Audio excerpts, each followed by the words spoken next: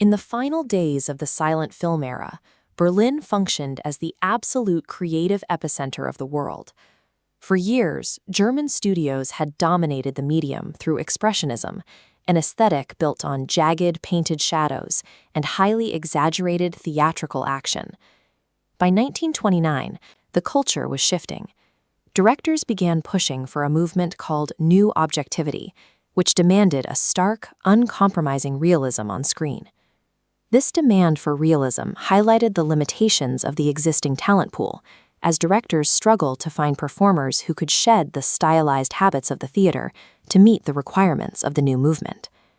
At the time, a female lead was typically forced into one of two rigid categories.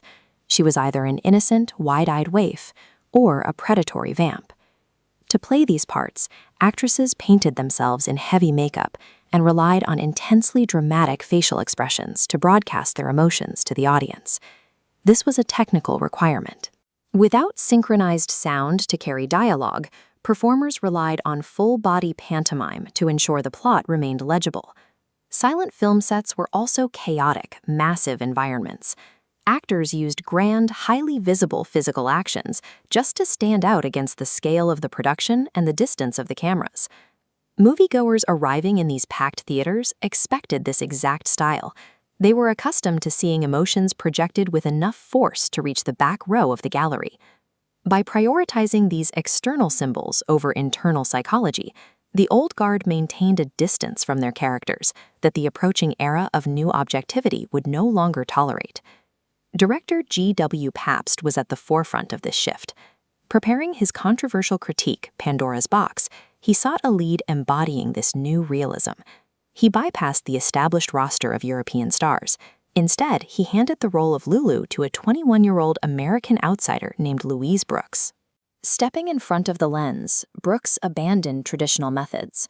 While the rest of the cast gestured wildly, she maintained an absolute stillness. Her performance relied on a modern naturalism. She maintained a quiet, subtle gaze that made her presence feel intimate compared to the broad movements of her peers. Next to this minimalist internal presence, the heavy, theatrical performances of her contemporaries looked like relics from a bygone century. This departure from tradition was reinforced by her external presentation, specifically through her most recognizable feature. The Brooks bob was a jet-black, razor-sharp helmet that cut straight across her brow. It replaced the soft, feminine curls of the Victorian era with a minimalist, geometric design. This industrial aesthetic mirrored the sharp edges and the underlying fragility of the Weimar Republic, matching the city's modern architecture and changing social roles. This look became a primary identifier for the new woman of the 1920s, signaling a break from the ornamental fashions that had dominated the previous century. Despite its modern approach, when Pandora's Box hit theaters in 1929, it was a catastrophic box office failure.